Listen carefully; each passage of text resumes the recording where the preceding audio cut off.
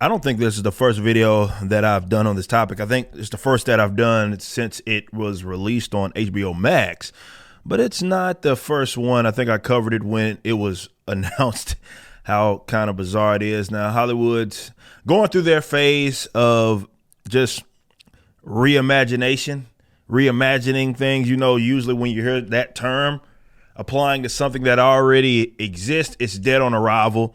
There will be self-inserts. There will be just garbage, I guess is what to call it. Now, we knew this was dead on arrival, but now it's released. And you know something is always really, really bad when even like the shill media and the people that really just co-sign because for the sake of the jobs, they co-sign a lot of what is, let's say, being put out there, especially if it can be kind of put under some lens of, I don't know, progressivism or whatever. Now, this is, of course, a situation where, yes, the self-insert of Mindy, I can't remember her name, the actress that's playing Velma or voicing her. And then you had like Norville is not, well, Shaggy is now some guy named Norville, and he's black and he's weird, and it's just needless. It was just, hey, let's take some existing IP and let's just make it our own thing. And the shill media can't even defend it. Got Forbes here saying that HBO Max's Velma is getting absolutely savaged in reviews and online. Velma seemed like a bit of an odd experiment, reimagining of Scooby-Doo in an adult animation format where the danger is real and the jokes are more crass. It could have worked, but by all accounts, it doesn't. Well, I don't think it could have worked at all, to be completely honest, because you're taking like something that already exists, and look, it has its own flavor, right? It has its own kind of what Scooby-Doo and what it's about. It exists. We all know it. Those of us that grew up on it are already familiar kind of with that atmosphere of what kind of Scooby-Doo and his universe is. So when you take it completely out of that, just for the sake of really these characters only end up being them and somewhat looking like them and them a name, and you taking them completely out of the previous context, and of course it's not going to generally go well whenever you do that. It doesn't matter if it's Scooby-Doo or whatever. But the first two episodes of Velma have arrived on HBO Max. They haven't really impressed critics, but audience reviews, those are brutal. So you got a 50%. Again, that's I guess, okay, average. Can we say that from the critics? I guess it's halfway. We're talking about 1 to 100. So I guess it's average at best is what you'd call it. But when they are scoring something that low with this type of thing behind it, let's say that, well, it's probably really bad. And the audience, as with other things that you've been seeing as of recent coming from Hollywood, the audience has rejected this in its entirety, and they've given it a 9%. Before you hop in and say, well, this is more people review bombing the show because it's made the cast more diverse. Well, that's hilarious that would even be quoted in this Forbes article. It goes to show that that's the pre-planned argument that they already know is a thing. Well, because we diversified it, you have a problem. And let me say this, even if someone did have a problem with it, what's the problem with that?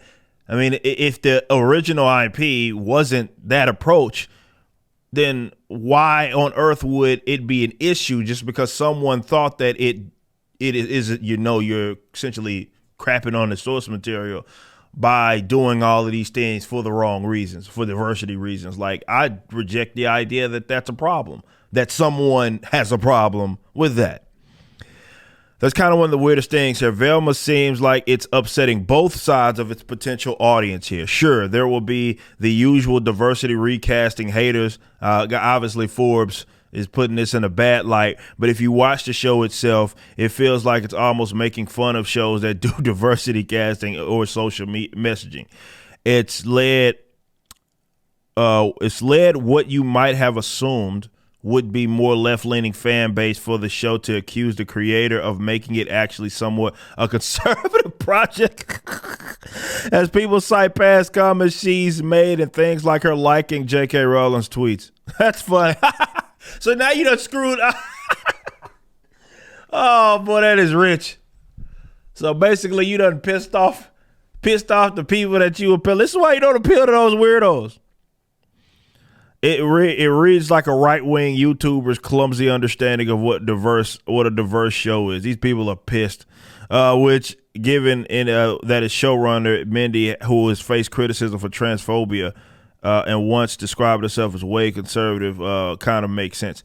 Look, anybody entering into entertainment, there's not much else I can say. Anybody entering into entertainment, this is what you get if you are in any way appealing to this crowd, right? You got to pick your audience. You got to stick with it. And that lunatic audience, of deranged leftists who are looking for things to be offended at, that's the absolute worst audience to appeal to. They're flaky. They may be loud on the internet, but they're very flaky. They're very inconsistent. And a lot of them are broke anyway. They don't got the capital to go watch your stuff legitimately for the most part. Worst audience that you could possibly appeal to. But if they're going to keep appealing to these weirdos, then you're going to keep getting things like this. And that's failures. And if you don't tap into that audience that you're making this stuff for, which isn't that big anyway, and then you have nothing, because you've already, the people that, let's say, would have gone to see some like show that was centered around Velma and her more unique to her experience, people that would see that are obviously going to expect that to be of some sort of ilk of what we've seen with Velma in the past. And if you haven't given them that, and you've made it abundantly clear it's a self-insert, you're race swapping established animated characters, right? Which is hilarious, right? It's all, best person for the job. But then they just race swap animation too, which shows that it got nothing to do with nothing. Every tokenization is direct. It is done with purpose, not on accident. There ain't no such thing as best person for the job. Nonetheless, they get what they deserve as far as I'm concerned.